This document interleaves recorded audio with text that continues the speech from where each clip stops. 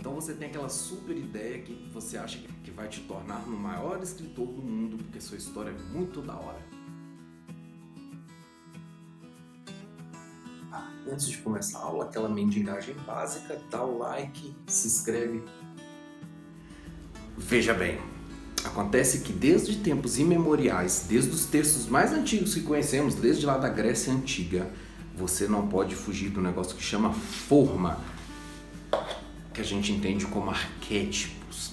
Os arquétipos dizem que toda a história, para ser bem sucedida, ela tem que ter basicamente os mesmos elementos, que são esses elementos que estão no nosso subconsciente coletivo.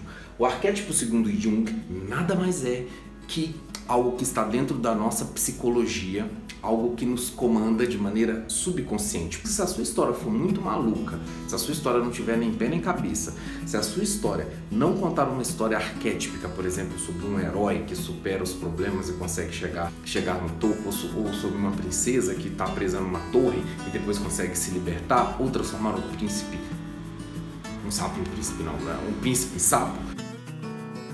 Se você não tiver dentro da sua história um roteiro que pode até parecer clichê, a sua história simplesmente não vai funcionar. Bom, então como fazer uma boa história? O jeito de você fazer uma boa história é, primeiro, você tem que seguir o que o arquétipo manda.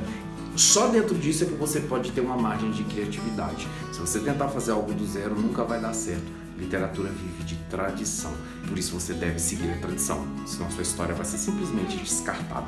Exemplo, as novelas que passam hoje na televisão nada mais são do que repetição pura e simples dos romances do século XIX. É a mesma coisa. E se você pegar histórias até mesmo da Bíblia, são repetidas em outros textos anteriores, porque elas são arquétipicas.